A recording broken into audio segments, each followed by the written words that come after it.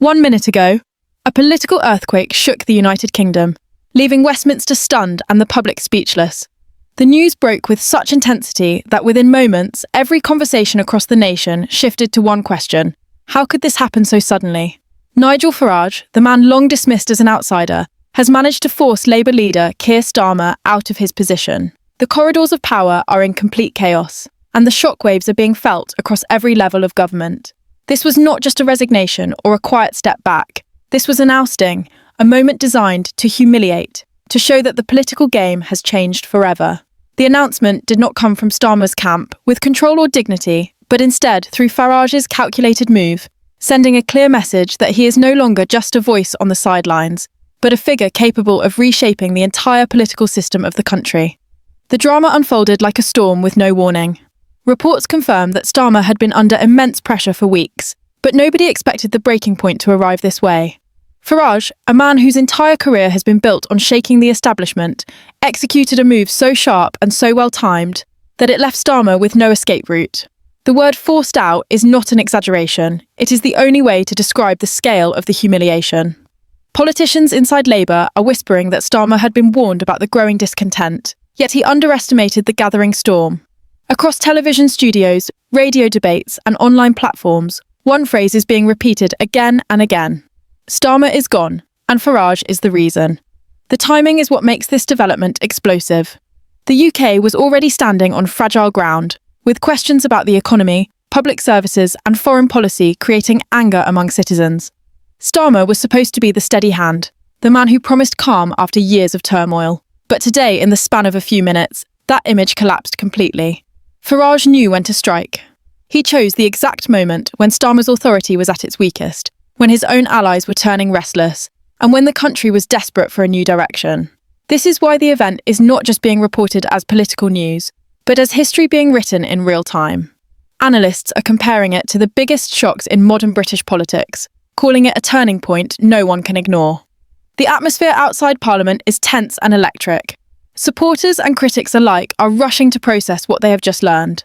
People are questioning whether this is the beginning of a new era or the start of deeper instability. What cannot be denied is that Farage has now proven he holds real power. The man many thought would remain an outsider forever has forced out the leader of the opposition, the man once tipped to be the next Prime Minister. It is not just a victory for Farage, it is a humiliation for Starmer and a humiliation for Labour as a whole. The shockwave has gone far beyond politics. It has touched the national psyche, reminding everyone that in the game of power, no one is safe, and no leader is untouchable. The question on everyone's lips is simple. How did Nigel Farage do it? For years, he has been painted as a man who could shake up politics but never truly control it. Yet today, he has done what few thought possible. He has engineered the downfall of Keir Starmer. The answer lies in a mix of timing, pressure, and relentless strategy. Farage understood that politics is not just about policy. It is about perception, about the mood of the public, and about finding the precise crack in the armour of your opponent.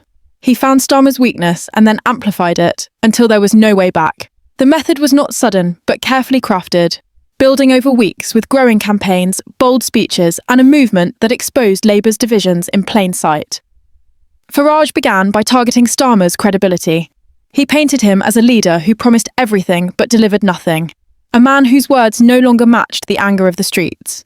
In speech after speech, Farage accused Starmer of failing the working class, ignoring real public frustration, and bending too much to elites who had lost touch with ordinary people.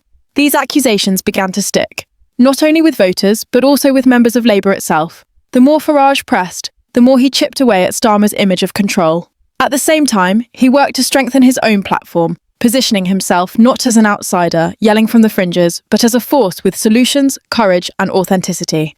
It was a performance carefully designed to contrast Starmer's careful but often cautious tone. The second part of Farage's strategy was even more damaging. He did not attack Labour from outside alone. He exploited the discontent already simmering inside the party. Key figures in Labour had grown frustrated with Starmer's leadership, frustrated with the lack of clear vision, frustrated with the repeated attempts to balance too many sides at once. Farage knew this, and he capitalised on it. Through speeches, interviews, and relentless pressure in debates, he made those doubts louder, amplifying Labour's internal divisions until they could no longer be hidden. The effect was devastating. Starmer found himself isolated, attacked from outside by Farage, and undermined from inside by his own people. The combination was lethal. Finally, Farage played the public card with perfect timing. He harnessed anger from every corner of society, from economic concerns to cultural issues, and directed it straight at Starmer. Social media exploded with clips of Farage's sharpest lines, memes mocking Starmer's indecision, and hashtags calling for change. Every insult, every criticism, every demand for accountability became part of a storm that Labour could not contain. By the time Starmer attempted to respond, it was too late. The momentum had already shifted completely. What looked like one man forcing another out was actually the result of weeks of careful manipulation, pressure, and relentless messaging. This is why today's events are being described not as a political accident, but as a masterstroke. Farage pulled the strings, and Starmer had no choice but to fall. For Farage, this is vindication. For Starmer, this is defeat. And for Britain, this is a moment of reckoning, because what happened today proves that the old rules no longer apply. The man once dismissed as a protest politician has now proven himself capable of changing the entire direction of the nation. Keir Starmer's fall did not happen in one single moment. But when the final blow arrived, it looked swift, dramatic, and unforgiving. The man who had once been positioned as the calm hand of Labour, the leader who promised to rebuild trust after years of turmoil, suddenly appeared powerless. His resignation, though officially worded as a choice made for the good of the party, carried the unmistakable weight of defeat. Insiders whispered that it was not truly voluntary. It was forced, cornered by events, and stripped of dignity by the relentless political assault he could no longer withstand. What unfolded was less of a resignation and more of a collapse, a crumbling of authority in full public view, with no chance to control the narrative. It was the end of a carefully built image, brought down not only by his critics, but also by the very forces inside his party that had once lifted him to power. The cracks had been visible for some time. Starmer had tried to walk a tightrope, attempting to please every faction within Labour while projecting strength to the outside world. But the tightrope snapped, leaving him stranded in the middle, unable to satisfy either side. His cautious tone, once praised for its steadiness, came to be seen as hesitation. His attempts at compromise were painted as weakness. As Farage's pressure mounted and the public mood turned restless, Starmer's own colleagues began to lose patience. The silence in Labour's upper ranks grew louder. Figures who were once loyal began to distance themselves, not publicly attacking, but quietly refusing to defend. This silence spoke volumes. It became clear that Starmer was fighting alone, surrounded not by allies but by shadows waiting for the inevitable fall. The final days of his leadership were marked by a sense of inevitability. Each appearance carried the weight of desperation. Each response sounded defensive rather than confident. Instead of commanding authority, he appeared to be chasing it, scrambling to hold on to control that was already slipping through his hands. When asked about Farage's growing influence, his replies lacked sharpness. When pressed about Labour's internal conflicts, he deflected rather than confronted. The result was damaging. The more he tried to appear unshaken, the more obvious it became that he was crumbling under the pressure. His critics sensed blood in the water, and his opponents exploited it ruthlessly. Farage, in particular, used every opportunity to remind the public of Starmer's inability to lead decisively, and each reminder chipped away at the last pieces of his authority. When the resignation statement finally came, it was cloaked in the language of duty and service, but the undertone of defeat was unmistakable. Starmer tried to frame his exit as a sacrifice for the greater good of Labour, a chance for the party to move forward without the weight of division. But few were convinced. Commentators described the announcement as hollow, stripped of the energy that usually accompanies a leader's farewell. Even in the moment of departure, Starmer failed to control the stage. It was not his words that echoed across the nation, but the knowledge that he had been pushed out, forced to accept a fate shaped by others. His collapse was not only political, but also symbolic. It demonstrated that in today's climate, even leaders who rise through discipline and strategy can be undone by timing, perception, and relentless external pressure. For many observers, what made the collapse so significant was the sheer contrast between expectation and reality. Starmer had entered the stage promising stability, competence, and an end to chaos. Yet his downfall became one of the most chaotic episodes in modern British politics. He did not leave as the calm problem solver he once appeared to be, but as a weakened figure swept away by a tide he could not control. The image of a leader forced out by Farage, a man dismissed for years as an outsider, will remain etched in political memory. Starmer's fall was not just about one man losing power, it was about the collapse of a promise, the breaking of trust, and the brutal reminder that leadership in the modern era can vanish in an instant. The moment Keir Starmer was forced out, Westminster turned into a battlefield of words, whispers, and strategies. What was once the structured rhythm of parliamentary life suddenly became unrecognisable. Meetings were cancelled, statements were rushed, and parties scrambled to regain their balance in a storm that seemed to be spinning faster with every passing hour. Labour, the party that had been preparing to project itself as a government in waiting, was now consumed by internal fires. Factions within the party clashed openly, some blaming Starmer for weakness, others blaming those who betrayed him, and still others pointing fingers at the leadership machine that had failed to protect him. Every corridor inside Labour headquarters carried the same urgent question: who would step up now, and would the party even survive the damage that had been done? What was supposed to be a moment of transition turned into a spectacle of confusion, magnified by media reports that described the atmosphere as nothing short of chaos.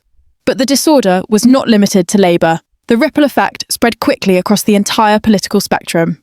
Conservatives, already struggling to manage their own scandals and leadership challenges, saw an opening but also a danger. On one hand, Starmer's fall gave them the chance to present themselves as the stronger alternative. But on the other hand, the sudden rise of Nigel Farage created a new threat they could not ignore. Reform UK, once dismissed as a minor force, was now at the centre of attention. Party members boasted openly that this was their moment, that the old duopoly of Labour and Conservatives was crumbling, and that a new power was taking shape. What had been considered a fringe movement was now rewriting the script of British politics. The established order was cracking, and everyone was rushing to adjust before being swept away. Inside Parliament, the atmosphere was tense and unpredictable. MPs were caught off guard, unsure of how to react. Some Labour MPs quietly began reaching out to rivals across the aisle, testing the waters for future alliances or survival strategies. Conservative backbenchers, who had long feared Farage's ability to split their base, were suddenly faced with the possibility that he might not just split votes, but actually seize leadership of the national conversation. The Speaker's office struggled to maintain order during debates, with interruptions, shouting, and dramatic walkouts becoming the norm. Commentators described the chamber as volatile, almost ungovernable, as though the very heart of the political system had been struck by an earthquake. Every speech carried undertones of panic. Every response seemed charged with the knowledge that nothing could be assumed anymore, could destabilise democracy itself. The scenes reflected not only political division, but also deep cultural divides that had been simmering for years. Television screens showed images of shouting crowds, flashing banners, and heavy police presence, painting a picture of a country caught in the grip of uncertainty. The chaos was not abstract. It was visible, loud, and impossible to ignore.